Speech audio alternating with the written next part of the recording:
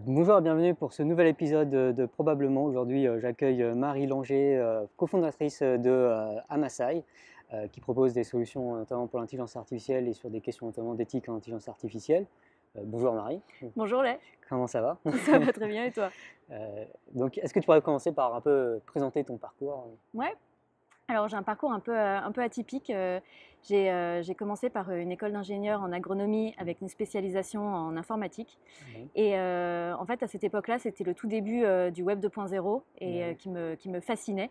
Donc j'ai eu une dérogation pour faire mon stage de fin d'études en agence web où j'ai adoré les projets sur lesquels j'étais. Donc je faisais un stage d'ingénieur concepteur développeur. Et rapidement, j'ai été embauchée en tant que chef de projet technique, donc à travailler sur différents projets voilà, pour le web, e-commerce, etc. Je suis ensuite partie à Genève travailler pour le groupe Richemont, qui est un gros groupe de luxe. Et en fait, en travaillant avec les différentes marques du groupe, je me suis rendu compte qu'il y avait un fossé entre les équipes digital marketing et le service informatique. On ne se comprenait pas en fait. oui, Et donc du coup, j'ai décidé à ce moment-là de reprendre mes études et de faire un executive master en marketing et communication, oui, de façon à mieux comprendre le business et à oui, mieux proposer des solutions techniques qui répondent mieux à leurs besoins. oui, Et ça a été super utile. oui, Et suite à ça, on m'a offert l'opportunité de de gérer des programmes pour tout le groupe, donc un programme d'email marketing et un programme de web analytics. Donc l'objectif, c'était de définir des templates, des outils groupes et de les déployer dans toutes les marques et à l'international. Et c'est là où j'ai commencé à mettre les mains dans la data oui, et où j'ai trouvé ça passionnant. Donc ensuite, bon, comme je te l'ai déjà dit, j'en avais un petit peu marre de Genève, donc je suis retournée à Paris, oui, où là j'ai été directrice de projet donc dans le service informatique chez LVMH, oui, d'abord pour Guerlain, puis pour Dior. Et puis, bah, la data, ça me manquait quand même. Je trouvais oui, ça quand même super intéressant. On en entendait de plus en plus parler. Il se passait beaucoup de choses sur l'intelligence artificielle, etc. Donc, bah, j'ai décidé de reprendre mes études une nouvelle fois. oui. Et c'était vers quelles années ça? C'était assez récent, c'était il y a 2 ans. Ok. Donc, j'ai fait un executive master en statistique et big data à Dauphine, Ouais, où là, en gros, c'était une formation de data scientist. ouais, Et en parallèle, chez LVMH, j'ai monté un pôle data. Et en fait, quand j'ai monté ce pôle data, j'ai fait face à pas mal de difficultés et j'ai cherché des entreprises pour m'accompagner et j'ai vu qu'en fait, il n'en existait pas. Et c'est de là dont est venue l'idée de Amasai. ok. Alors, je vais juste corriger quelques petits points. Donc, tu disais que lorsque tu as fait, donc la première fois que tu as repris tes études, là, c'était un peu sur des aspects un peu plus marketing et tout Ouais. ça. Quels sont les points dont tu as dit que c'était très utile? Est-ce qu'il y a des points en particulier qui étaient très utiles, qui ont un peu changé ta façon d'approcher le problème? Ben, en fait, côté informatique, c'est vrai on voit les projets sous l'aspect du code, on comprend l'aspect visuel qui doit être important, mais en fait, on ne comprend pas les ressorts marketing qu'il y a derrière. En fait, les objectifs, c'est-à-dire qu'en fait, bah, quand on fait un site e-commerce, l'objectif, c'est quand même de vendre, c'est de transformer. Et donc, quand on fait une page web, ben, en fait, le nom des boutons, l'emplacement, tout ça, c'est pas fait au hasard. En fait, c'est réfléchi et il y a un objectif derrière. Pareil, quand on doit s'inscrire à une newsletter, en fait, il y a un objectif de récolter des prospects pour avoir une base CRM, pour pouvoir ensuite s'adresser à ses clients.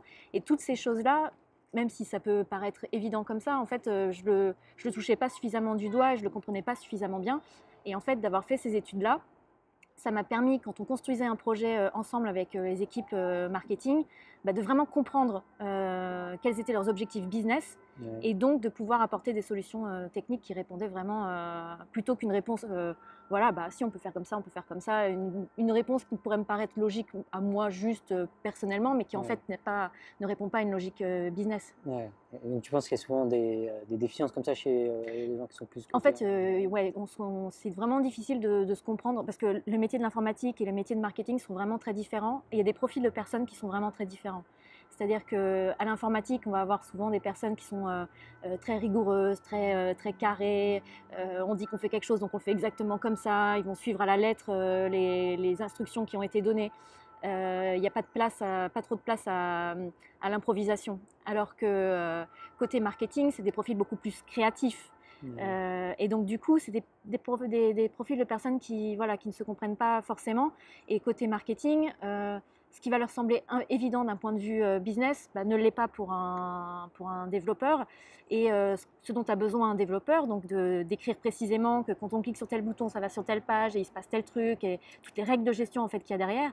Pour quelqu'un qui vient du marketing, il ne pense pas que c'est important en fait, de définir tout ça, parce que sinon le développeur, il va développer quelque chose qui est à côté de la plaque. Ouais. Donc il y a vraiment un gap entre les deux qui n'est pas toujours facile à combler. Ok, d'accord. Et donc la deuxième formation que tu as faite, c'était plus technique, c'est ça? C'est plus mathématique en fait, donc c'est une formation de data science, donc très orientée maths et un peu informatique. Et donc on a vu tous les modèles statistiques qui sont utilisés pour modéliser des données. Ok. Et du coup, tu fais quoi depuis cette formation? Eh bien, j'ai monté ma Masai avec 2 associés. Donc l'objectif de la Masai, en fait, c'est vraiment parti de ce constat-là, que d'un côté, on a des entreprises qui veulent aller sur l'intelligence artificielle, sur la data science. Elles ont bien compris que voilà, il y avait quelque chose à faire et que c'était probablement différenciant d'un point de vue business. Mais c'est un sujet qui est très nouveau, donc elles n'ont pas les compétences en interne. Elles ne comprennent pas forcément très bien quels sont les différents ressorts, les différents écueils, la complexité qu'il peut y avoir derrière, ni vraiment ce qu'on peut en faire en fait réellement. Ouais. Donc elles font appel à des cabinets de conseil qui sont de data science, donc qui ont des data scientists, des data engineers, des personnes très techniques qui sont très compétentes techniquement, mais qui ne connaissent pas le business. Ouais. Et donc du coup, on se retrouve à un point, à un écueil, parce que les entreprises ne savent pas exprimer leurs besoins, parce qu'elles comprennent mal en fait ce qu'elles pourraient faire avec ces nouveaux outils. Et puis de l'autre côté, les data scientists en général, ils sont très juniors, ils sortent d'école, ou alors ils sortent du monde plutôt académique, de la recherche, et donc ils ne comprennent pas les besoins business. Donc essayer de faire émerger un besoin et y répondre, c'est assez compliqué. Donc en général, ce qui se passe, en tout cas ce que j'ai beaucoup constaté aujourd'hui, c'est qu'on commence par mettre en place des data lakes, des endroits, voilà, où on dépose la donnée, où on met tout à disposition, et une fois que c'est fait, on ne sait pas trop quelle est la suite, parce qu'en fait on ne sait pas trop quoi en faire. Et donc du coup, l'idée d'Amasai, c'est pas de proposer de la data science, donc on n'a pas de data scientist chez nous. On a plutôt des profils que Gartner appellerait des citizen data scientists, c'est-à-dire des personnes qui connaissent le business et qui ont un vernis data science, c'est-à-dire qui comprennent ce que c'est que de la data science et de l'intelligence artificielle, ce que ça veut dire que de collecter de la donnée qui doit être de qualité, ce que ça veut dire que de stocker la donnée à un bon endroit, de la mettre accessible aux data scientists, la modélisation, les écueils auxquels il faut faire attention. Et puis d'accompagner du coup les entreprises dans leurs projets data IA. Donc ça commence de former les C-level pour leur faire comprendre tous les enjeux qu'il y a autour de l'IA, de la data science, et puis les impacts potentiels qu'il y a sur leurs employés, parce qu'en fait il faut former les employés, puis ça peut avoir des conséquences organisationnelles aussi. Ça peut être aussi faire des ateliers d'idéation pour essayer de trouver justement des use cases qui pourraient être intéressants à mettre en place. Ça peut être ensuite de les aider à rédiger un cahier des charges, à faire un appel d'offres, sélectionner un prestataire. Peut-être qu'il y a une start-up qui propose clé en main un outil qui répond aux besoins. Nous, on va aller regarder sous le capot pour vérifier que ce que propose la start-up, c'est solide, et puis c'est pas du vent, parce que parfois, voilà. Et comme ça, les accompagner jusqu'au bout. Et puis les aider à rentrer dans un processus d'industrialisation en fait, de ces projets-là. Et du coup, on a développé une méthode de gestion de projet qui est vraiment adaptée à la data science, parce qu'on pense que les méthodes de gestion de projet actuelles, classiques, pour gérer des sites web ou des produits informatiques classiques, ne conviennent pas à la data science, parce qu'il y a quand même un gros point différenciant. C'est qu'on peut avoir des biais qui s'invitent en fait à toutes les étapes d'un projet de data science ou d'intelligence artificielle, à partir du moment où on collecte la donnée. Donc le processus de recrutement de collectement de la donnée, peut être biaisé, la donnée qu'on récolte peut être biaisée, la question qu'on pose peut être mal formulée et peut être biaisée. La façon dont le data scientist va coder son modèle, il peut y amener lui ses propres biais et donc ça biaise le modèle. La façon dont il le représente graphiquement, donc la façon dont les chiffres sont représentés, dont les graphiques, ils peuvent être designés d'une façon qui biaise l'interprétation. Ouais. Et puis le rapport qu'il en fait, celui qui le lit peut l'interpréter de façon biaisée. Ouais. Donc on a des biais à différents niveaux, des biais qui sont sociétaux, comme les biais sexistes, racistes qu'on peut avoir de base dans la donnée, mais il peut y avoir aussi des biais cognitifs qui sont liés à la façon dont on interprète, la façon dont on comprend les données. Ouais. Donc en fait, nous, notre objectif, c'est de vraiment mettre en place un processus rigoureux pour s'assurer que toutes les étapes d'un projet de data science soient bien cadrées, que la question soit bien posée, que les données soient de bonne qualité, bien collectées, que le rapport qui est fait à la fin soit formé de façon à ce qu'il n'y ait pas d'interprétation possible et que du coup, la réponse qu'on ait à la fin, ce soit une bonne réponse à une bonne question et pas une mauvaise réponse à une mauvaise question. Ouais, donc c'est vraiment tout ça. Donc il y a un énorme focus du coup sur les biais de collecte, d'analyse, d'interprétation des données.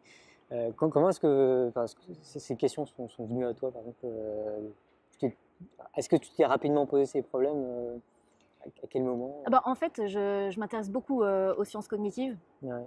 Je m'intéresse beaucoup aussi à la sociologie, à la psychologie, et j'aime beaucoup faire des ponts entre les matières. Ouais. Et en fait, de par mes différentes lectures, je me suis rendu compte que, en fait, des biais, il y en a partout. Ouais. On en est pétri. Tu en as déjà parlé dans certaines de tes vidéos. Et en fait, la data science, c'est pas une science exacte. Ouais. Il faut un peu sentir les données, il faut les travailler, et on a vite fait de les présenter d'une façon qui leur font dire un peu n'importe quoi. Donc c'est vraiment quelque chose qui demande beaucoup de rigueur. Et puis par ailleurs, on entend de plus en plus parler des problèmes d'éthique dans la data science et dans l'intelligence artificielle.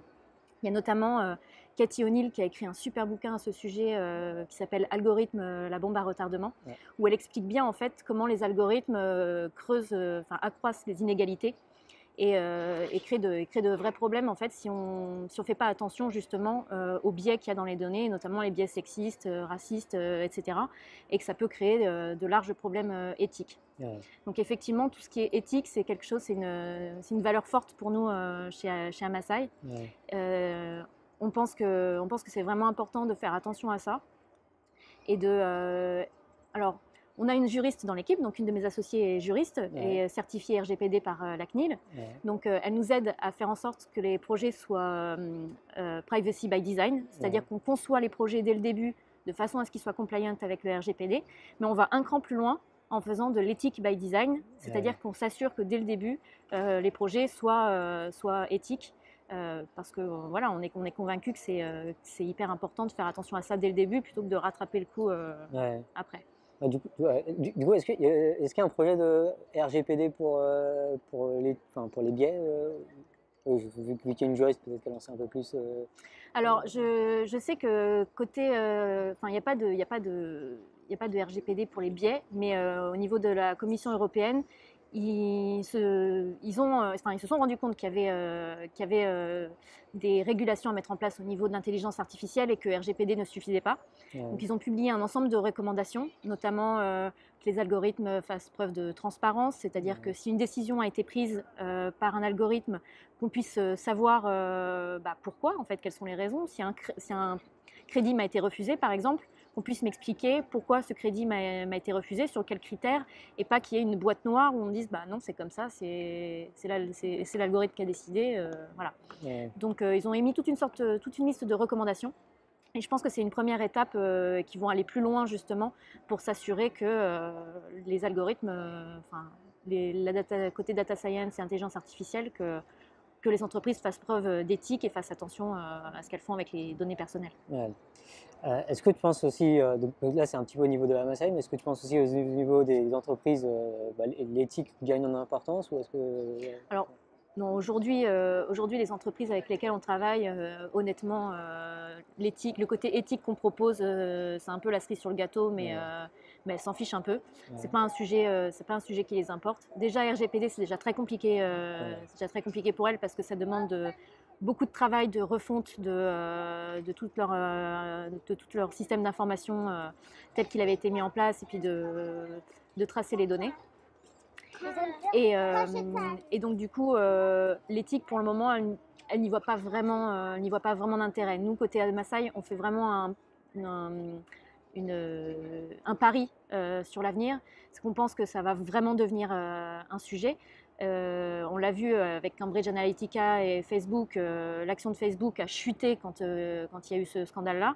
Je pense que malheureusement, il risque d'y avoir ce genre de scandale en France bientôt aussi, et que les entreprises n'auront pas le choix que de faire attention à l'éthique. Donc nous, on se positionne sur le sujet dès aujourd'hui, d'une part parce que ça fait partie de nos valeurs et qu'on pense que c'est important, mais aussi parce qu'on pense que c'est l'avenir. Ouais. Je me rends compte aussi qu'on n'a pas défini RGPD pour ceux qui ne connaissent pas. Tu peux dire 3 mots sur RGPD? Oui, donc RGPD, c'est la réglementation générale pour la protection des données. Donc c'est la Commission européenne qui a mis ça en place et qui a émis un ensemble de règles de façon à ce que les entreprises soient un peu plus sérieuses sur la gestion des données personnelles des utilisateurs. Notamment, chaque utilisateur peut demander à ce que l'entreprise supprime ses données ou avoir accès aux données pour savoir ce que l'entreprise a comme données à sa disposition. On peut aussi, l'entreprise a le devoir de déclarer tous les traitements qu'elle fait sur les données personnelles. Et le RGPD recommande également à ce que les entreprises ne collectent pas de données qu'elles n'utilisent pas. Donc les entreprises n'ont pas le droit de collecter plus que ce qu'elles utilisent réellement. Ouais. Et RGPD, la plupart des entreprises sont compliant aujourd'hui ou comment ça se passe? Je crois pas trop, non. Je crois pas. Mais à leur décharge, c'est vraiment compliqué. C'est vraiment compliqué. C'est vraiment compliqué parce que les données, historiquement, chaque département est assez siloté dans les grosses entreprises, donc chacune a des données. Donc déjà, toutes les données ne sont pas au même endroit. Puis ensuite, les données sont traitées par différents autres départements. Donc c'est très compliqué de retracer tout le trajet que font les données et s'assurer que les données sont rangées au bon endroit, sont protégées, ce qui est une notion aussi de sécurité des données des utilisateurs. Et de s'assurer que si un utilisateur demande à supprimer les données, qu'on ne les supprime pas juste à l'endroit source, mais qu'on les supprime dans tous les endroits où cette donnée a pu être répliquée dans la société. Donc c'est vraiment compliqué. Ouais, c'est vraiment compliqué. Et puis ça ne s'applique pas juste aux entreprises, ça c'est aussi les institutions publiques. Oui, oui, absolument. Souvent, il y a un manque de compétences, absolument. ça peut être très très compliqué. Et puis ça ne s'applique pas qu'aux entreprises du numérique. Ah non, ça s'applique à tout le monde. Ouais. Ça s'applique absolument à tout le monde. Et donc RGPD impose la nomination d'un délégué à la protection des données dans chaque institution ou entreprise. Mais cette personne, en général, est toute seule pour gérer un nombre de projets hallucinants. Donc, c'est compliqué. Et l'autre chose qui est compliquée, c'est qu'on avait déjà un business qui se comprenait mal avec des équipes techniques, et on rajoute par-dessus ça une troisième entité qui est juridique, qui ne connaît pas la technique, qui ne connaît pas parfaitement bien le business. Et donc, ça génère d'autres incompréhensions, surtout quand on rentre dans de la technique un peu poussée. Je pense notamment à tout ce qui est ad tech. Où là on a donc de la réplication de données dans différents systèmes, des tag management systems qui posent un tag sur les sites juste pour relayer des déclenchements de tags d'agences médias par exemple, où là il y a de la donnée qui circule dans tous les sens et à travers différentes startups, différents outils. Et alors là c'est vraiment compliqué. Déjà pour quelqu'un qui travaille dans l'informatique c'est assez compliqué, mais alors pour des juristes, pour des gens du business, c'est vraiment compliqué de s'y retrouver et de comprendre ce qui se passe avec la donnée. C'est clairement très compliqué. Et du coup sur tous ces sujets, comment est-ce que tu t'informes, comment est-ce que tu réfléchis? Alors, je lis beaucoup. Je lis beaucoup d'articles sur Internet. J'utilise beaucoup Twitter pour m'informer et je lis beaucoup d'essais. Comme je te disais tout à l'heure, aussi bien des essais qui sont vraiment sur l'intelligence artificielle, mais qui sont aussi sur de la psychologie, de la sociologie, de la philosophie. Parce qu'en fait, je pense que quand on parle d'intelligence artificielle, ça mêle tellement de concepts et de sujets que, en fait, on ne peut pas le prendre juste par le bout technique, on passe à côté de trop de choses, parce qu'il y a vraiment des implications sociétales, il y a des implications donc psychologiques, parce qu'on interagit avec la machine qui n'est plus qu'un simple ordinateur, mais qui prend des décisions elle aussi. Donc, qu'on ne peut pas s'empêcher de voir comme un individu alors que ça n'en est pas un. Donc voilà, ça pose vraiment beaucoup de questions. Et donc voilà, j'aime bien un peu élargir mes horizons et nourrir un peu mes réflexions de par différentes matières. Ouais, ça je suis tout à fait d'accord avec ça. C'est que autant il y a l'aspect technique, mathématique et tout ça, mais l'implémentation en pratique des IA, ça pose toutes sortes de problèmes. Et, voilà, il y a besoin de toutes les compétences, j'ai l'impression, malheureusement, pour pouvoir faire en sorte que ça se passe aussi bien que possible. Est-ce que si tu pouvais revenir un peu dans le passé et parler un mois du passé, que ce soit au moment où tu commences tes études la première fois, la deuxième fois ou la troisième fois, ou je ne sais pas trop quand, est-ce qu'il y a des messages que tu aimerais envoyer Je pense que le premier message que j'aimerais envoyer, c'est ne fais pas une prépa bio et une école d'ingénieur agro, mais fais une prépa maths et une école d'informatique. Ça, je pense que c'est mon principal regret parce que j'adore les maths, j'adore l'informatique. Et aujourd'hui, je sais coder, voilà, avec les études que j'ai repris un petit peu de niveau en maths, mais quand même, je me sens limitée et ça me plaît beaucoup. Et voilà, je regrette un peu de ne pas. Du coup, pourquoi tu avais choisi une filière plus bio Alors, tu vas te marrer, mais j'avais 18 ans, j'étais pleine d'utopie et je voulais sauver la nature. J'hésitais entre l'informatique et sauver la nature et je m'étais dit à l'époque que sauver la nature, c'était plus classe, tu vois. Mais bon. Voilà, j'avais 18 ans. Et du coup, là, si tu pouvais parler à tout, qu'est-ce que tu lui dirais? Tu dirais, bon, sauver la nature, c'est bien beau, mais avec l'informatique aussi, tu peux aider à sauver la nature ou qu'est-ce que tu dirais? Aujourd'hui, je pense effectivement que tout passe par l'informatique et que si on ne maîtrise pas ces outils-là, je pense qu'on ne peut pas maîtriser le futur. Je pense qu'effectivement que le changement climatique, tout ce qui se passe, etc., tout ça, ça passe par de l'information, il y a pas mal de modélisations aussi qui permettent, aujourd'hui très concrètement, on a beaucoup de bâtiments, par exemple, qui se construisent et qui utilisent la data science pour optimiser les besoins en énergie. On parle aussi de smart city.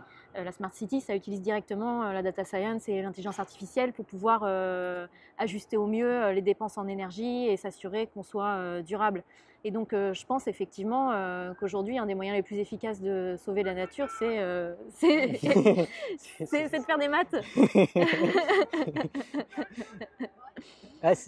C'est très contre-intuitif. Enfin, je partage beaucoup ce constat, mais c'est pas très contre-intuitif. Mais si on se réfléchit un petit peu à quelles sont un peu les priorités des groupes écologistes aujourd'hui, ça passe souvent beaucoup par de l'information. Ouais. Que ce soit même la sensibilisation, mettre à disposition des informations fiables sur lesquelles, et rien qu'organiser toute cette information, savoir quelle est la meilleure action aujourd'hui à entreprendre pour le climat. Il faut des données, il faut d'informations, il faut gérer tout ça. Et même dans la façon de transférer cette information, que tu communiques, quelle est ta stratégie de communication sur Facebook, sur YouTube, qui tu vas toucher. Bon, tout ça, c'est du marketing digital en fait. Donc, si tu ne maîtrises pas ces outils-là, tu ne peux pas toucher les bonnes personnes. Donc, intéressez-vous aussi à l'informatique, même si c'est pour sauver la nature. Donc, je ne sais pas si tu avais dit, mais donc, à Massa, vous êtes plusieurs, c'est ça? Oui, on est trois. On est trois. Donc, il y a Anne-Sophie qui est donc juriste et qui a un certificat en RGPD. Et il y a Audrey qui est ingénieure généraliste et qui a fait beaucoup d'intrapreneuriat dans des grosses entreprises et d'innovation. Donc, elle amène la casquette innovation, design thinking. Et donc, en fait, à toutes les trois, Donc moi, comme je l'ai raconté, j'ai un profil assez transverse, un peu business, un peu technique, data science, etc. Toutes les trois, en fait, on a vraiment la volonté de faire en sorte que nos consultants, on leur transmette en fait nos connaissances Ouais. et qu'ils aient tous un vernis data science, un vernis gestion de projet, un vernis design thinking, innovation et un vernis RGPD, de façon à ce que, quels que soient les sujets sur lesquels ils travaillent, ils puissent avoir les réflexes de penser, tiens, est-ce que ce qu'on est en train de faire là, c'est vraiment compliant RGPD?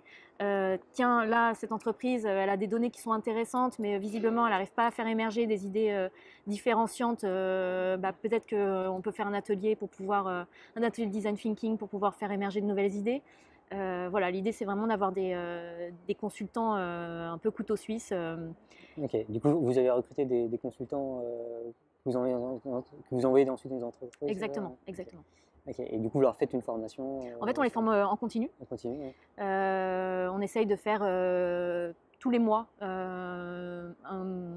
de passer 2 heures sur un sujet particulier. Donc on les forme quand ils arrivent chez nous. Ouais. Et ensuite, tous les mois, on essaye de faire avec tout le monde des petits rappels, parler de nouveaux sujets, enfin, soit des rappels, soit des nouveaux sujets, parce que par exemple sur la réglementation, il peut y avoir des choses qui bougent, soit des nouvelles techniques de gestion de projet ou autres. Enfin voilà, on les alimente continuellement pour qu'ils soient vraiment au top de ce qu'ils peuvent, enfin de ce que nous à Massaï on peut apporter aux entreprises. Ok. Du coup, là, ça fait 2 ans que ça fait ça? Ça fait 1 an. Un an. Ok. Du coup, vous êtes en phase de croissance, C'est ça. ça se passe bien? Ça se passe bien. Il y a un vrai marché en fait parce que beaucoup d'entreprises veulent se mettre à la data, à l'IA, et puis comme je disais tout à l'heure, elles n'ont pas les compétences en interne. Donc il y a un vrai besoin. Il y a un vrai besoin. Vous avez du mal à trouver des clients ou ça se Non, passe, non, on n'a pas de mal à trouver ils des arrivent et du coup, vous avez plus besoin de. Aujourd'hui, ce qui est plus compliqué, c'est le recrutement. Ok. Parce qu'en fait, on cherche des personnes qui ont une appétence business, Ouais. c'est-à-dire qui comprennent vraiment les métiers, quoi. Que ce soit du marketing ou on peut travailler aussi sur des sujets de supply chain. C'est vraiment avoir la fibre, comprendre le besoin concret du client. Et puis une fibre data, maths, etc. Donc c'est des profils vraiment assez particuliers Ouais. et qui sont assez difficiles à trouver. Donc c'est là où c'est le plus compliqué. Est-ce qu'il y en a d'autres qui font un peu ce que vous faites et essayer de faire ce pont? Je crois pas. Aujourd'hui, nos concurrents, c'est plutôt les entreprises qui font de la data science, donc qui ont des data scientists, des data engineers, etc., et qui ont des consultants également pour travailler avec eux. Donc ces consultants-là font concurrence avec nos consultants, mais déjà, nous, ce qu'on propose, c'est un package avec RGPD, l'éthique, l'innovation, design thinking, etc. Donc ce que ne proposent pas les autres. Ouais. Et l'autre point qui est important pour nous, c'est que en fait, la raison pour laquelle on ne veut pas avoir de data scientist, c'est qu'on ne veut pas être jugé parti. Ouais. Donc on veut être agnostique de technologie. Ouais. Et on veut être considéré comme tiers de confiance par les entreprises et donc se situer vraiment entre l'entreprise et son prestataire technique. Ok. Donc là, on est vraiment le seul à être sur ce créneau vraiment spécifique. D'accord. Ok. Et est-ce que les gens du milieu donnent, sur l'importance de l'éthique que vous avez, comment c'est reçu par les entreprises? Ils s'en foutent un petit peu ou est-ce que c'est Est-ce qu'ils voient ça comme une contrainte quasiment ou En fait, aujourd'hui, c'est pas un sujet. Ok. C'est juste pas un sujet pour eux. Ouais. RGPD, c'est déjà compliqué, ça leur demande déjà beaucoup de ressources, donc l'éthique, c'est pas un sujet, c'est vraiment voilà, un plus pour eux qu'on apporte, mais Ok. Et du coup, qu'est-ce qui pourrait être fait pour que l'importance de l'éthique grandisse dans ces milieux?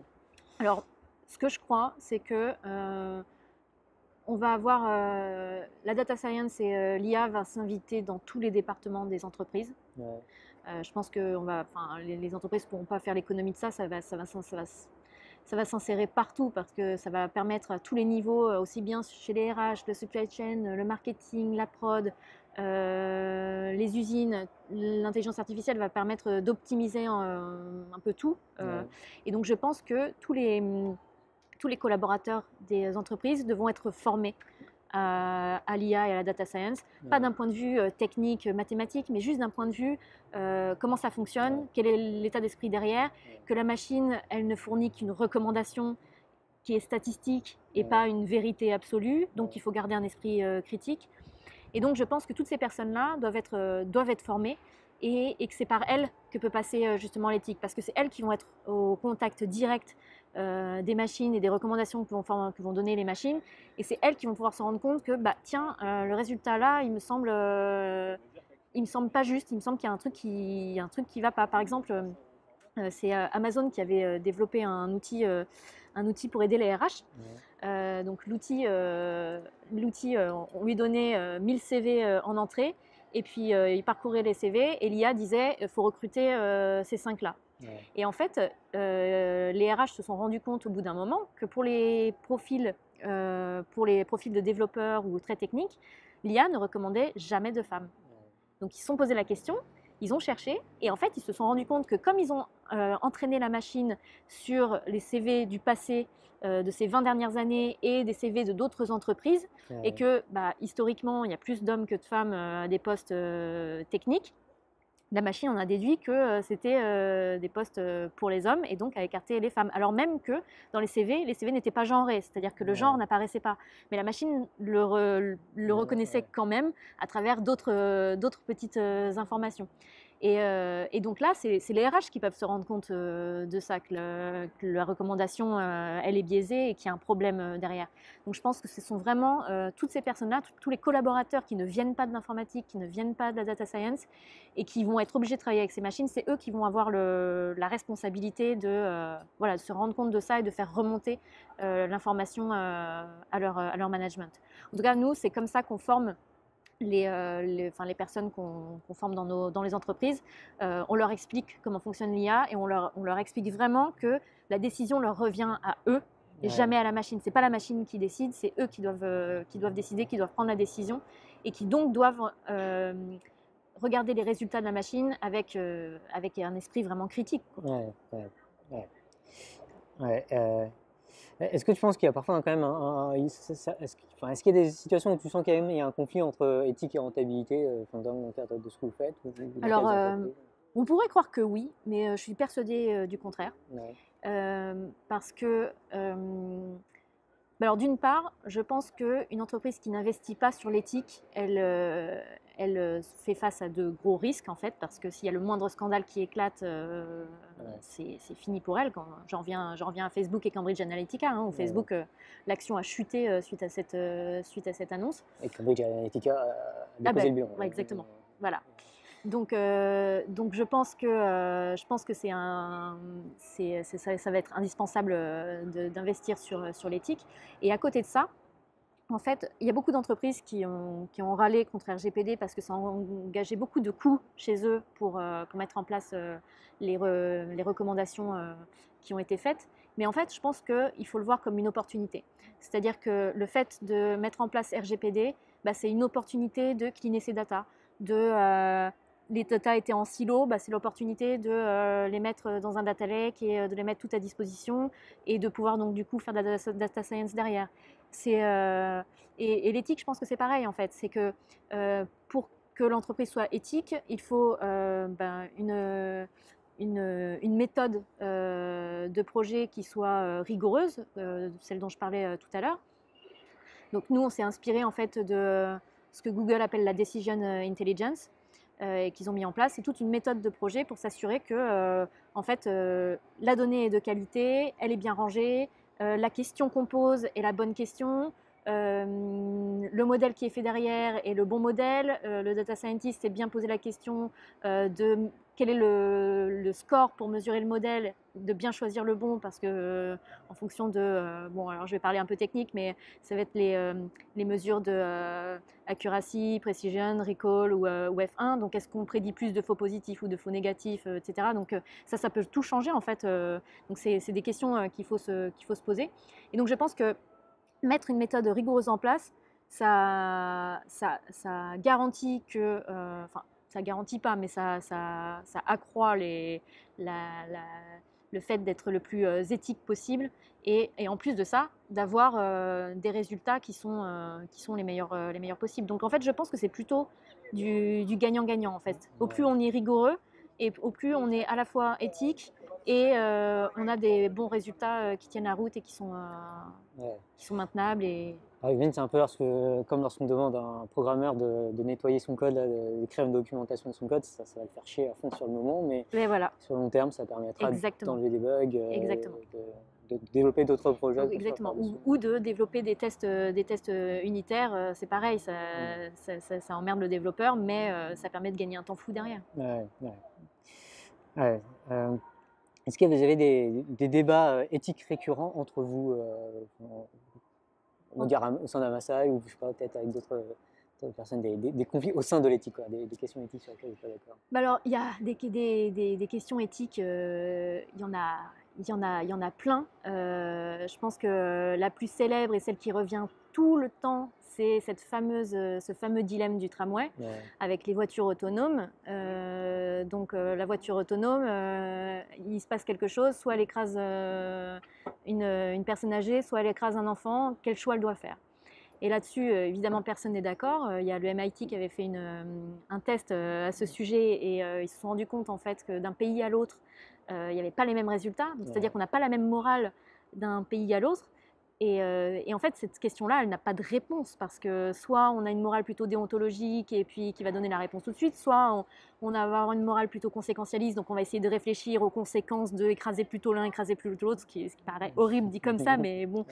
Et après, il y en a d'autres qui disent eh ben, dans la vraie vie, c'est le hasard qui décide, donc laissons le hasard aussi décider, et donc il faudrait programmer la machine pour lancer une pièce et finalement ne pas choisir, mais ce qui paraît contre-intuitif aussi. Donc ça, c'est le sujet sur lequel personne n'est d'accord, mais qui en fait va plus loin, en fait, ça va au-delà des voitures autonomes, c'est-à-dire que quand on va avoir un robot humanoïde en face de nous et qui nous casse le bras, la responsabilité, elle est où? Parce que c'est pas un individu pensant, mais enfin voilà, où est la responsabilité? Qu'est-ce qu'il a le droit de faire, pas faire? Enfin, ça pose vraiment, là, il y a tout un ensemble de questions pour lesquelles il y a vraiment pas de réponse et où personne n'est d'accord. Et après, il y a un ensemble de questions éthiques qui se posent où là, il y a plutôt consensus sur le fait qu'il y a un problème éthique, mais il n'y a pas forcément les réponses. Typiquement, il y a le Cloud Act. Donc le Cloud Act, c'est le fait que les entreprises américaines peuvent donner les informations dont elles disposent sur un utilisateur si le gouvernement leur demande. Donc c'est-à-dire que toi, par exemple, Trump pourrait demander à voir toutes les données que Google et Facebook a sur toi. Même si ces données sont stockées dans un pays. Exactement, du moment que c'est une entreprise américaine. Et donc, imaginons la Russie se mette à faire le même genre de choses. Ça veut dire que toutes ces personnes qui se sont amusées avec FaceApp, la Russie pourrait récupérer tous leurs visages, toutes leurs photos qu'ils ont prises, tous leurs selfies, et puis éventuellement les reconnaître avec des caméras de reconnaissance faciale. Enfin, on peut tout imaginer, quoi. Et ça pour le coup, c'est assez inquiétant. Et aujourd'hui, on n'a pas vraiment de réponse sur comment est-ce qu'on pourrait faire attention à ça. Parce qu'en fait, ce qui est terrible, c'est que nos données personnelles ne nous appartiennent pas. En fait, il y a des entreprises qui font de l'argent avec nos données personnelles, mais elles ne nous appartiennent plus en fait dès lors qu'on les a partagées. Et je trouve qu'il manque le fait de, tu vois, avec le RGPD, on a maintenant sur tous les sites les petites pop-up qui disent est-ce que je veux bien être traqué ou pas. Mais je trouve que ce qui manque, ce serait la possibilité de dire je veux bien être traqué, mais par contre uniquement à telle fin ou telle fin, et pas telle autre. Tu vois, typiquement, je veux bien être traqué pour avoir de la publicité ciblée, mais je ne veux pas que mes données soient utilisées par des politiques, par exemple. Tu vois, je trouve que ce manque de contrôle qu'on a sur nos données, c'est vraiment problématique. J'imagine que ça sera difficile à mettre en place aujourd'hui. Oui, je ne sais pas trop comment légiférer exactement par rapport à ça. Mais... Je sais pas, mais je trouve que c'est. En fait, je trouve pas ça gênant de partager nos données avec les entreprises parce que ça nous apporte des services en fait, dont on est tous super contents de bénéficier. Ce qui est le plus gênant, c'est de ne plus avoir la main et la maîtrise Ouais, de ce qui est fait de nos données. ouais. Et j'ai peur que ça aille. Enfin, en fait, j'ai du mal à être optimiste par rapport à ça. Moi, j'ai l'impression que c'est perdu quoi, comme bataille. Ouais. Euh, j'ai écouté un podcast l'autre jour que je me suis mettre dans le lien de Flash Forward qui parlait des images satellites. Aujourd'hui, avec les images satellites, la NSA ou autre est capable de voir à peu près ce qui se passe, mais bon, ils ne voient pas les individus un à un, ils ne sont pas capables de faire reconnaissance faciale sur un individu. Mais voilà, probablement dans 5 ans, c'est bon. Euh, et du coup, bah, ouais, j'ai l'impression que on sera surveillé. Quoi. Ouais. J'ai du mal à imaginer que ça aille pas dans ce sens. Ouais, t'es plutôt pessimiste, toi. Et je vois pas trop ce qui peut être fait. Là. Et c'est vrai qu'en plus aux États-Unis, il y a eu ce Cloud Act, et puis globalement, le gouvernement a l'air d'avoir vraiment la main mise sur, sur beaucoup de données qui transitent. Après, même le gouvernement chinois a édicté des recommandations éthiques sur l'intelligence artificielle. Ouais. Donc, bon, si tout le monde se met à émettre des recommandations éthiques, on peut peut-être espérer que ça aille Ouais. dans le bon sens. Ouais, je pense qu'il y a des trucs qui vont. Je pense que typiquement les biais algorithmiques dont on a parlé, c'est des choses qui vont prendre de plus en plus d'importance. Parce qu'en plus, on a des solutions et puis ça paraît pas trop coûteux souvent de les implémenter, voire potentiellement bénéfiques. Euh, Par contre, sur la privacy, je suis moins confiant. Ouais. C'est ça. Mm. Ouais. Est-ce que tu as d'autres grandes préoccupations éthiques vis-à-vis de l'utilisation des données et des intelligences artificielles? Ma plus grande préoccupation, c'est les inégalités sociales. Ouais. Parce que, alors, il y a effectivement les biais racistes, sexistes, mais j'ai l'impression que c'est assez visible et que c'est vraiment des sujets qui choquent Ouais, l'opinion ça interpelle ça. et qui vont être traités assez rapidement. En revanche, je pense qu'il y a beaucoup d'algorithmes qui effectivement creusent les inégalités sociales, et ça, j'en reviens au bouquin de Cathy O'Neill, Algorithme, la bombe à retardement. Elle en parle très bien et elle montre très bien comment, en fait, c'est un cercle vicieux et les algorithmes, en fait, ouais, ils ciblent les catégories de population les plus faibles pour les rendre encore plus faibles et les plus riches encore plus riches, et ça ne fait qu'accroître en fait la distance entre les deux. Et Ouais. c'est quelque chose qui m'inquiète. Ça, et il y a un autre point aussi qui m'inquiète, et je sais que ça t'inquiète aussi, c'est tout ce qui est bulle informationnelle, Ouais. où effectivement on se retrouve avec Twitter, avec Facebook, avec YouTube, on se retrouve coincé dans des bulles d'informations qui nous intéressent. Alors pour nous, c'est hyper confortable, c'est hyper intéressant parce que plutôt que d'être noyé sous d'informations, on reçoit vraiment l'information qui nous intéresse, mais ça ne fait que nous conforter dans nos opinions. Donc là, le biais de confirmation, Ouais. il agit, il Ouais, puissance agit à 1000. fond. Et c'est là où, et ça renforce, je pense, la montée de l'obscurantisme qu'on peut voir avec les platistes aux États-Unis, avec tous ces ensembles de croyances. Il y a de plus en plus de défiance en plus envers la science, envers les médias. Et ça me fait vraiment peur.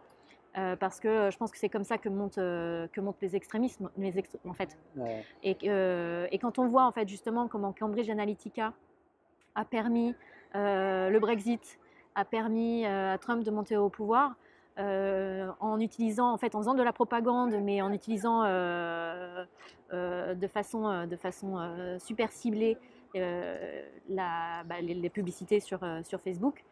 Bah, je me dis que si les partis extrêmes se mettent tous à utiliser ce genre de technique, c'est inquiétant. Ouais, je sais pas si tu as vu le documentaire The Great Hack. Oui, ouais, je l'ai vu. Ouais. Ouais. Ouais. Alors, en voyant ce documentaire, je me suis fait une réflexion. Alors, globalement, je recommande vivement ce Oui, documentaire, moi il est aussi. très intéressant. Je me suis fait une réflexion, c'est que je trouvais que le narrateur insistait beaucoup sur le fait le problème des données privées. Mm, Alors que pour moi, le documentaire montre un problème qui est plus inquiétant encore, c'est la manipulation politique à très grande échelle. exactement. Euh, ouais, et ça je trouve ça très préoccupant. Ouais. Et en plus, les plateformes aujourd'hui sont conçues de telle sorte que enfin, les messages des mouvements extrêmes sont beaucoup plus viraux, ils sont Ouais. souvent Ouais. énervés, sont Bah oui, beaucoup oui, oui. plus. Et ouais, du coup, c'est Oui, moi, préoccupant. dans The Great Hack, le truc qui m'a interpellée aussi, c'est qu'il focalise tout sur Cambridge Analytica, Ouais, donc il c'est décrivent ça. comme le diable, voilà. Mais en fait, Cambridge Analytica, c'est pas du tout les seuls à faire ça. Ouais, c'est pas du tout, C'est du pas tout du les tout les seuls. seuls.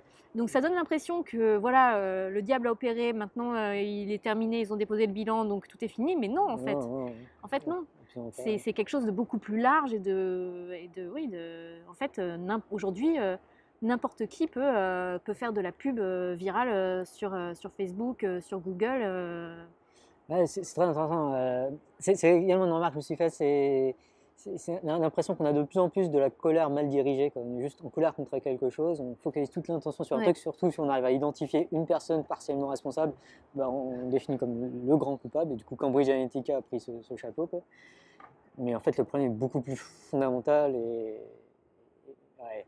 Et donc ça envoie un autre truc qui m'inquiète, c'est la baisse de la capacité d'attention.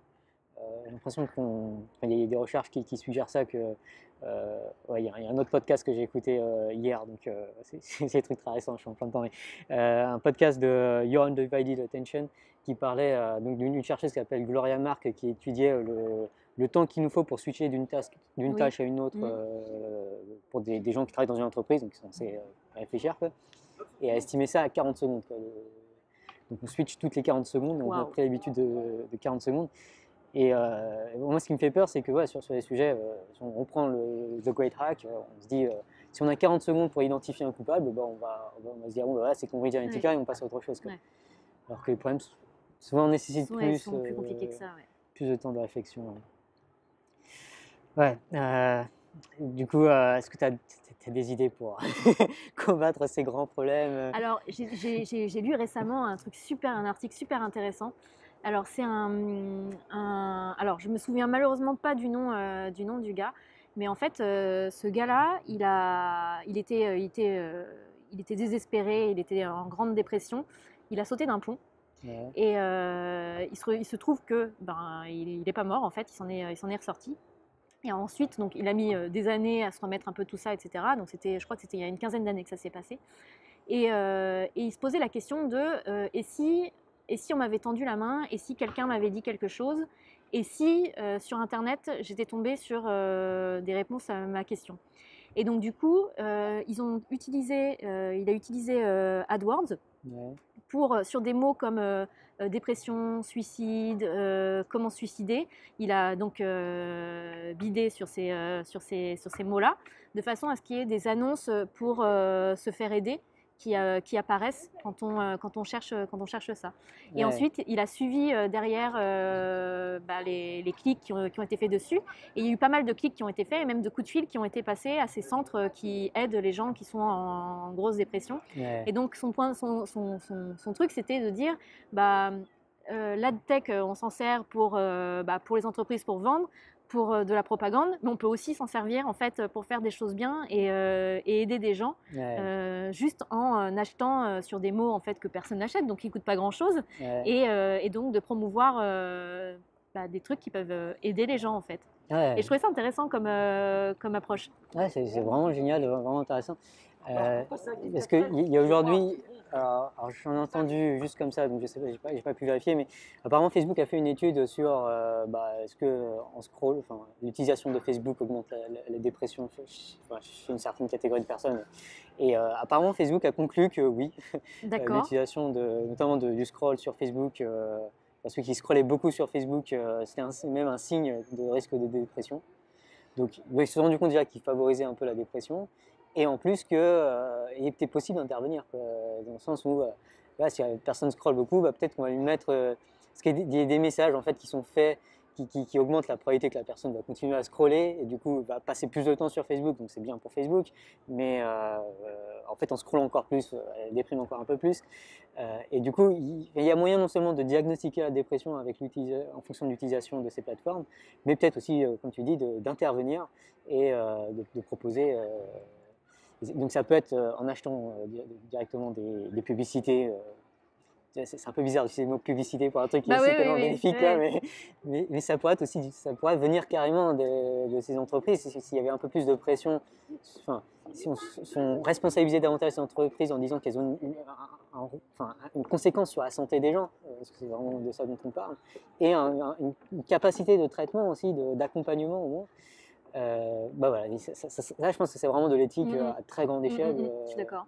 Et pour l'instant, Facebook, c'est effectivement pas trop au point sur le sujet parce que j'ai un ami qui est alcoolique Ouais. et il ne voit sur Facebook que des publicités pour des trucs qui ont trait à l'alcool. Et ça le rend fou. Ça le rend fou. Et là, il y a un vrai problème éthique, tu vois. Ouais, là pour le coup, ouais, c'est très gros problème éthique. Parce que là, bon, là, c'est un exemple, mais c'est un exemple certainement parmi des millions, sûrement, ouais. voire des milliards. Ouais. Donc, je pense que c'est. Ouais, je pense que raconter ce genre d'histoire peut aider, c'est encourager ces entreprises. Moi, je pense qu'il faut plus de pression publique sur ces entreprises pour que. Donc, j'ai interviewé Guillaume Chasselot, donc après l'interview sera sortie avant celle-là, donc c'est même celle d'avant normalement, qui est un ancien employé de YouTube et qui parlait de ça. Et donc, ce qu'il disait, c'est que lui, quand il bossait à YouTube, à Google, entre 2010 et 2013, en gros, lui, il a essayé de mettre en avant ses problèmes éthiques au sein de Google. Bon, peut-être qu'il ne s'est pas pris de la meilleure manière. Il disait que peut-être qu'il avait présenté ça de façon trop théorique et que du coup. Toujours est-il que le management a dit non, quoi, et c'est pas passé. Après, ce qu'il disait, c'est que apparemment maintenant ça a un peu changé, quoi, à cause notamment de Cambridge Analytica, Bah oui. des différents scandales. Petit à petit, il y a une petite pression un peu plus pour l'éthique qui vient à la fois, je pense, de l'extérieur et de l'intérieur. Mais bon, en tout cas, selon Guillaume, il faut que ça vienne vraiment de l'extérieur. Donc,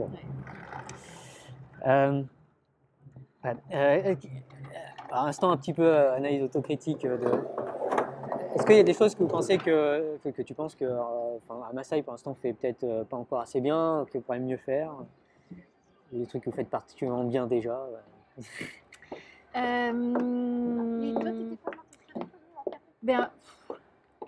Forcément, on est une entreprise qui débute, donc c'est sûr qu'on ne fait pas tout bien. On a vraiment une volonté de s'améliorer avec nos employés. Donc on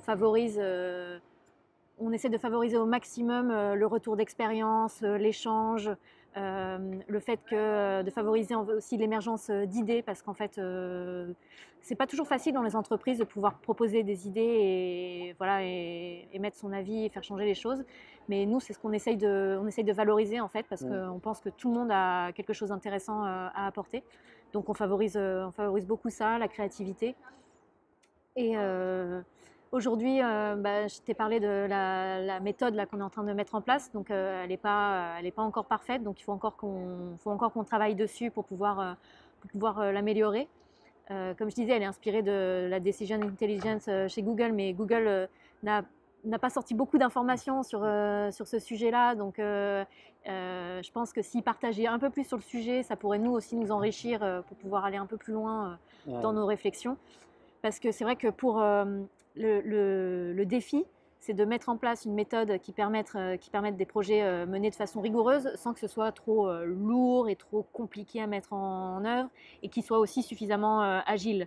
Donc c'est assez compliqué de trouver le bon degré d'agilité et de rigueur pour mener les projets de la meilleure façon possible.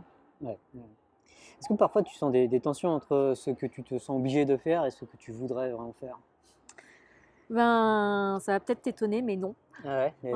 C'est génial, alors c'est parfait. En fait, je ne supporte pas la dissonance cognitive. Je ne supporte pas d'être dans cette situation-là.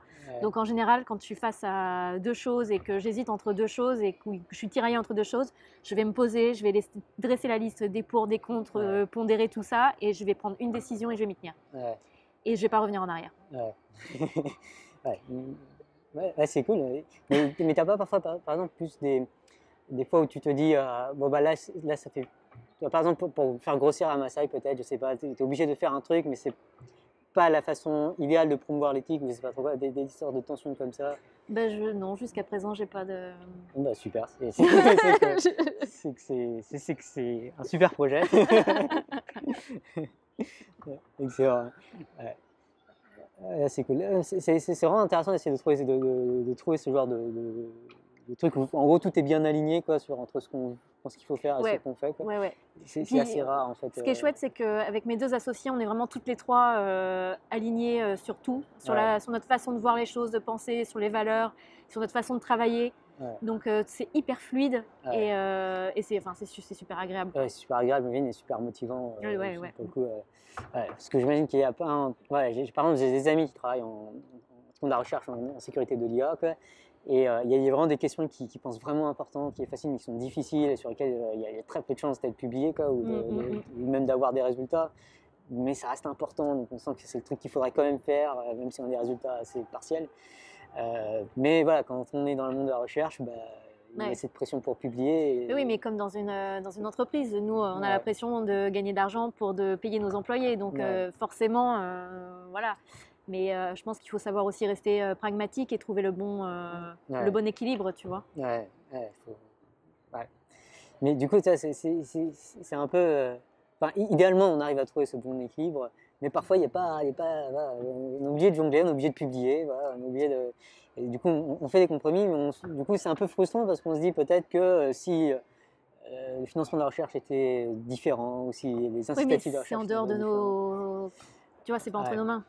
Alors, il y a peut-être moyen de réfléchir un petit peu plus. Donc, c'est un peu, par exemple, ce qu'on fait des groupes comme OpenAI qui se sont dit, bon, bah, on n'a pas envie d'être dans la course à la publication. Du coup, on va un peu sortir du truc et on va demander de l'argent à des philanthropes milliardaires. Bon, il se trouve qu'ils ont eu cet argent et du coup, tout marche bien pour eux. Quoi. Mais peut-être qu'on peut essayer de repenser certaines façons de faire comme ça pour essayer de... Dans la recherche, oui, probablement. De toute façon, je pense qu'il y a un gros problème en France. Déjà, il y a très peu de ponts entre la recherche et les entreprises. Ouais. Et ça, je trouve que c'est vraiment dommage, en fait, parce que en fait, les deux mondes devraient pouvoir s'alimenter. La recherche pourrait avoir un peu plus d'argent. Les entreprises pourraient vraiment bénéficier de la recherche. Et j'avais lu qu'aux États-Unis, je crois qu'il y a quelque chose de l'ordre de 70-80% des sociétés qui sont en lien avec des laboratoires de recherche et des startups, alors que ce chiffre, il tombe à 30%, je crois, en France. Ouais. Donc je sais que le gouvernement français essaye de mettre un petit peu de dynamique dans tout ça pour faire en sorte que ces trois pôles, donc les entreprises, les startups, les labos de recherche, travaillent un peu plus ensemble. Ouais. Mais on est encore loin du compte. Et ça, c'est quelque chose aussi sur lequel on aimerait travailler avec Amasai, c'est qu'on aimerait se rapprocher justement des laboratoires de recherche et d'essayer de faire en sorte que certaines de leurs recherches puissent être utiles au monde de l'entreprise. Ouais. Et du coup, quand tu vois le développement de Amasai dans les années à venir, c'est différents scénarios, si ça se passe bien, si ça se passe très bien, et si c'est le truc idéal. Notre objectif, c'est de grossir et d'être à 50 personnes dans 5 ans. Ouais. Voilà, et d'avoir du coup, de continuer, de pouvoir... aujourd'hui, on axe surtout sur la partie accompagnement projet. On aimerait pouvoir développer plus la partie justement RGPD, juridique, éthique. Donc on aimerait vraiment pouvoir grossir cette partie-là. Donc aujourd'hui on passe par la petite porte et puis on dissémine les informations sur l'éthique, on essaie de faire passer la bonne parole sur ces sujets-là, mais on espère que d'ici quelques années ce soit vraiment un sujet d'importance et qu'on puisse faire des vrais projets intéressants sur le sujet. Ouais. J'ai une autre question aussi qui n'a pas grand-chose à voir, mais est-ce que vous travaillez avec la CNIL? Est-ce que vous avez comment se situe la CNIL par rapport à ça? Ou est-ce que vous avez un avis sur la CNIL? Est-ce que ça devrait prendre plus d'importance? Alors, je pense que ma collègue Anne-Sophie pourrait répondre plus précisément à cette question, puisque c'est la juriste. La CNIL, pour préciser, donc c'est la Commission nationale informatique et liberté. Ouais. Et Moi, enfin, je pense que il devrait avoir effectivement un peu plus d'importance. Alors, c'est délicat comme question parce que s'ils avaient déjà que les entreprises ont un peu une dent contre la CNIL, c'est un peu compliqué, mais je pense qu'ils devraient plus s'exprimer en fait. Ouais. Je pense qu'ils devraient faire plus d'informations. Et C'est peut-être un manque de pédagogie de la part ouais, de la CNIL. ouais, je pense. Je pense parce qu'aujourd'hui, la réglementation là, telle qu'elle a été mise en place, bah, en fait, ça nous embête nous aussi en tant qu'utilisateurs parce qu'on se retrouve avec des pop-up en fait, sur tous les Ouais. sites. Et en fait, machinalement, on clique tous sur OK machinalement, Ouais. sans réfléchir. Ouais, en tout cas, moi, oui. Bah oui, mais tout le monde fait ça. Et du coup, toi et moi, pourtant, on sait ce que ça veut dire. Ouais. Et alors, des fois, je prends le temps. Des fois, je prends le temps et je coche les trucs, mais je le fais ouais, une fois sur 10. Et la plupart des gens, en fait, ne comprennent pas vraiment les ressorts de tout ça. Ouais. En fait c'est marrant parce qu'il y a deux catégories de personnes. Il y a les personnes qui s'en foutent, qui se disent que c'est pas leur problème, et puis voilà. Et puis il y a les personnes qui sont complètement flippées, qui pensent qu'elles sont traquées, qu'elles sont fliquées, qu'on sait tout sur elles, et qui flippent vraiment complètement sur le sujet. Alors que la vérité, elle est plutôt entre les deux en fait. Ouais. Et je trouve que c'est dommage que justement la CNIL ait décidé et imposé aux sociétés de voilà, mettre ces pop-up pour gérer les cookies, mais sans vraiment expliquer et vulgariser ce que ça signifie derrière en fait. Qu'est-ce qu'elles en font les entreprises de ces données, Ouais. en quoi ce n'est pas que maléfique, c'est aussi utile en fait, c'est un service que ça nous rend à nous en tant que consommateurs. Et ça, je pense que les gens s'en rendent pas forcément compte non plus. Et donc, je trouve que ouais, la CNIL pourrait faire un peu plus de communication. Je pense que ce serait bien. Ouais, je te rejoins largement sur ça. J'ai l'impression que avoir exigé des sites web, je vois qu'ils mettent cette bannière, euh, globalement, j'ai du mal à dire que c'est vraiment positif, quoi. Bah ouais. Et voir ça donne une mauvaise image ça fait vraiment passer l'éthique de l'IA des données Comme comme un un truc boulet, chiant. quoi. Ouais, exactement. Ouais. Et ouais. Il y a peut-être besoin un peu plus de réflexion sur des actions qui sont plus efficaces, quoi. Euh, ouais. Et je te rejoins également sur le problème de la pédagogie. Mais c'est un problème vraiment, je pense que c'est un problème difficile, quoi, d'expliquer tout ça. Oui. L'exigence de Mais transparence, ouais, ouais. demander à ma grand-mère de comprendre Ouais. pourquoi est-ce qu'elle a telle recommandation. Ah C'est oui, pas facile. c'est compliqué. Ouais. C'est compliqué, mais je pense que c'est indispensable parce que, comme je te disais tout à l'heure, je pense que l'IA va s'inviter partout. Mais, Elle l'est déjà en fait partout dans notre quotidien sans que personne s'en rende compte. Les gens ont dit j'ai peur de l'IA, j'ai peur de l'IA, mais en fait l'IA elle est déjà dans nos téléphones, elle est déjà sur nos ordinateurs, elle est déjà partout. Et je pense que tout le monde va être amené à travailler avec des outils basés sur l'IA. Donc je pense que c'est indispensable en fait que les gens aient des notions de comment ça marche et que c'est juste en fait des super calculateurs qui font juste des stats et pas plus. ouais.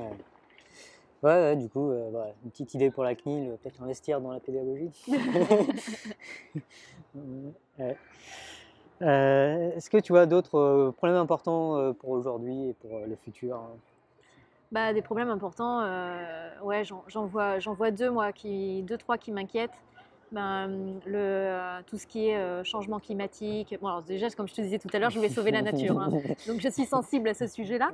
Ouais. Et en fait, je suis hyper pessimiste sur ce qui se passe. Et ça m'inquiète vraiment parce que j'ai l'impression que on en parle quand même pas mal dans les médias, mais il n'y a pas de prise de conscience. Quand on en parle avec les gens, il y a une Ouais. déresponsabilisation sur le sujet. Alors peut-être qu'ils veulent pas voir, peut-être qu'ils comprennent pas bien ce que ça signifie, et je sais pas. Mais Mon impression, c'est que au cours des 6 derniers mois, la dernière année, on va dire 6 derniers mois, il y a quand même eu une montée des discussions au moins autour des problèmes écologiques.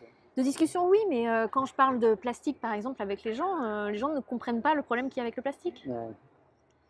Et je suis effarée de voir tous ces plastiques. Quand on va le midi, quand je vais manger dans voilà, les petits restos qu'il y a à Paris, tu sais, pour les employés, chaque fois c'est blindé de plastique. Ouais. Et la quantité de plastique qui est générée est monumentale. Ouais. Et chez soi, à chaque fois qu'on achète un truc, il y a du plastique. En fait, à partir du moment où on y fait attention, on se rend compte que la quantité de plastique qu'on jette, elle est délirante, alors que c'est pas recyclable. Ouais. Et en fait, les gens ne voient pas le problème. À chaque fois que j'en parle avec des gens, ils me disent mais non, mais on trouvera une solution. Oui, mais si, mais c'est recyclé. Oui, mais c'est pas grave, c'est stocké dans des décharges. Bah ouais, mais en fait, ça se retrouve beaucoup dans la mer Et ça a de sérieux problèmes. Ouais. Alors c'est vrai que le réchauffement climatique, c'est peut-être un problème encore plus important, mais même là-dessus, j'ai pas l'impression que les gens se rendent compte qu'à leur échelle, en fait, ils ont une responsabilité et que c'est à nous de faire bouger les choses. Ouais. Ouais, bon, alors là, pour le coup, je suis beaucoup plus, enfin, je suis d'accord avec ça, quoi, mais ça rejoint peut-être un autre problème. Je trouve que c'est de plus en plus préoccupant, c'est la notion de diffusion de la responsabilité. Mm, Et, et y compris sur les questions éthiques au sein des entreprises, c'est impossible pour un programmeur de se sentir responsable du code qu'il écrit, absolument. il y a toute une chaîne, et c'est aussi très difficile pour un manager de se sentir responsable. Ouais. Enfin, et au sein de l'entreprise, il y a une diffusion de responsabilité, et puis après, entre les entreprises, entre elles, il y a aussi une diffusion de responsabilité. Complètement. Plusieurs entreprises. Complètement. Ouais. Oui, parce que les consommateurs disent c'est la responsabilité des entreprises, mais les entreprises, elles répondent aux demandes des Ouais, il y a consommateurs. aussi ça, ouais. Et pareil, chez les Donc consommateurs aussi, il y a une diffusion de responsabilité. Bah ouais, ouais. C'est Et puis compliqué, ouais. le gouvernement, ben, il fait ce qu'attendent d'eux leurs électeurs. Ouais. Donc en fait, je pense il y a il y a que les citoyens qui peuvent briser ce cercle vicieux. Mais pour ça, est-ce qu'il faut plus d'informations? Est-ce qu'il faut mieux informer? Est-ce qu'il faut être peut-être moins catastrophiste parce que j'ai l'impression que le fait d'être catastrophiste, Ouais. ça bloque les gens. Ouais. Peut-être qu'ils écoutent moins bien les messages. Enfin, je sais pas. Ouais. Ouais, non, c'est vraiment difficile. Ouais.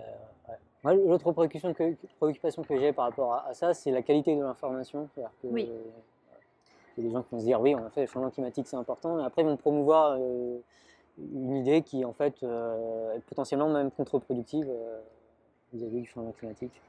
absolument. Et puis après, voilà, il y a toute la diffusion des fake news, de la propagande, le manque de recul que peuvent avoir effectivement parfois les gens sur ce qu'ils lisent et ce qu'ils entendent. Ça aussi, je trouve ça très préoccupant en fait, parce qu'en fait, il suffit qu'il y ait un groupe un peu extrême qui sache manipuler, qui sache se servir de tous ces outils-là et Ouais, avec des bons moyens de communication, qui maîtrisent bien tout ce qui est publicité en ligne, qui maîtrisent bien. Et je me dis, mais les dégâts que ça peut faire ouais. sont flippants. Ouais, bon, on les observe déjà, malheureusement. C'est flippant, c'est flippant. Ouais. Ouais. Du coup, tu avais parlé de deux problèmes. Bah, en fait, c'était ça le Le deuxième. deuxième, ok, ouais. Ouais. Ok, bon, bah, je sais pas s'il y a d'autres choses que tu voudrais rajouter par rapport à cette interview. Euh, Alors, je suis en train de lire un livre super que je recommande beaucoup aux auditeurs. C'est Système 1, Système 2 de Daniel Kahneman. ouais, Je ne sais pas ouais. si toi tu l'as lu. Et, en plus, c'est bien écrit, c'est facile à lire. Ouais. Parce que parfois, il y a des essais qui sont un peu ardus. Celui-là, il est vraiment facile à lire. Et il est vraiment très éclairant sur en fait, tous les biais auxquels on est soumis au quotidien en permanence. Et je trouve que c'est hyper important parce qu'en fait, quand on est dans une discussion avec quelqu'un d'autre, où on se dit oui, il a forcément tort, etc. En fait, je trouve que de savoir ses propres biais, ça permet aussi de se dire attends, est-ce que Ouais. moi-même, je suis pas en train de me fourvoyer par mes propres biais et également, c'est ce que je disais aussi plus tôt dans l'interview, c'est dans mon métier, dans la data science et dans l'IA, je pense que c'est hyper important de faire gaffe à ces biais-là. Ouais. Parce qu'en fait, on entend souvent, on peut faire dire ce qu'on veut aux chiffres. Ouais. Bah, en fait, c'est vrai, si on tord le truc, on peut effectivement faire Ouais. dire n'importe quoi. Donc je pense que c'est hyper important d'essayer de mettre ces biais de côté et d'être le plus rigoureux Ouais. possible pour que les chiffres disent la vérité et pas ce qu'on veut leur faire dire. Ouais. Ouais, c'est tellement un point important. Il y a beaucoup de gens qui parlent du problème des fake news et donc des fausses nouvelles.